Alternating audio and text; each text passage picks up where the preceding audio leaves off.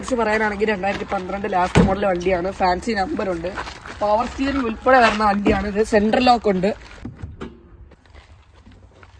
നമ്മുടെ വണ്ടിയുടെ എഞ്ചിൻ റൂമിനെ കുറിച്ച് കൂടുതൽ പറയുകയാണെങ്കിൽ പുതിയ ബാറ്ററിയാണ് വരുന്നത്, പുത്തൻ ബാറ്ററിയാണ്.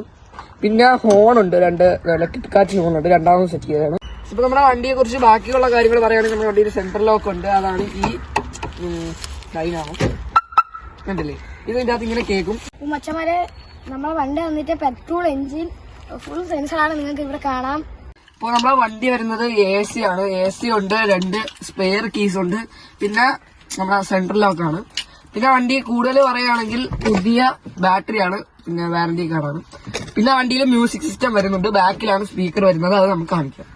അപ്പം മച്ചന്മാരെ അപ്പൊ നമ്മളെ സ്പീക്കർ എന്ന് പറയുന്നത് ഇതാണ്, പയോനീർ സ്പീക്കറാണ്.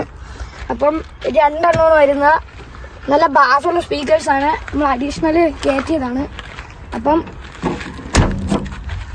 എന്തൊക്കെ പറഞ്ഞാലും നമ്മളെ വണ്ടി ഫുൾ കണ്ടീഷൻ ആയിട്ടുള്ള നല്ല ക്ലീൻ വണ്ടിയാണ്.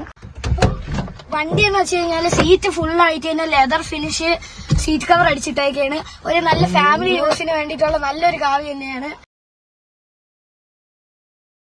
നമ്മുടെ വണ്ടിയെ കുറിച്ച് ബാക്കി വേണ്ടപ്പെട്ട ഡീറ്റെയിൽ എന്ന് പറയുമ്പോൾ നോ റീപ്ലേസ്മെന്റ്, ഒരു ഗ്ലാസോ ഡോറോ ഒന്നും ഒരു റീപ്ലേസ്മെന്റും ഇല്ല.